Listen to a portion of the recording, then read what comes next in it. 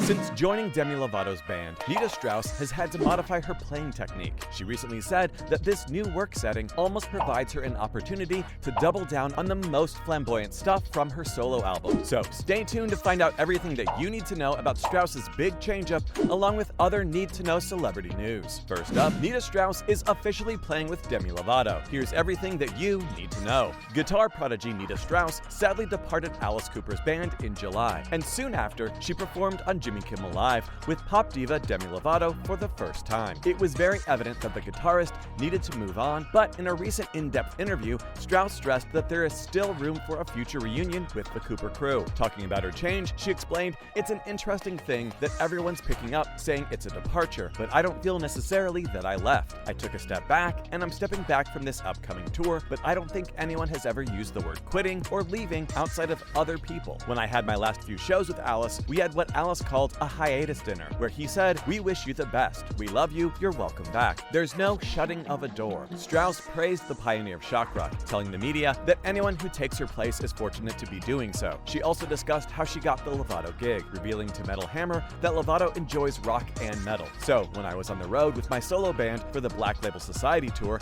I actually received a text from Demi's musical director, and basically what it said was what we all know now. Demi is a tremendous rock and metal lover, and Demi wants to form an all-female rock band and return to her previous paths. She aspires to be one of the world's top stars." As the slash to Lovato's Axl Rose, she also discussed her part in the singer's band. The guitarist also made a remark on the impact that she might have on ladies who were watching her perform for the first time. "I recall thinking, oh my god, this is so wonderful. When I first saw films of Jennifer Batten performing with Michael Jackson when I was a young guitar player, a guy would be blessed to go out and play with Jennifer's tremendous showmanship and impeccable technique. This fierce, gorgeous blonde is parading on stage, whipping her hair, tearing her face off, and playing the stuff that any male will be lucky to go out and play." Speaking of Demi Lovato, she has recently claimed former management was trying to brainwash her. Demi Lovato is speaking out following the release of her new album regarding the alleged abuse that she claims that she experienced from previous management and how it contributed to her overdosing in 2018. Lovato, who uses they, them, and she, her pronouns, said in a recent interview with the Call Her Daddy podcast that her old management team had such control over her life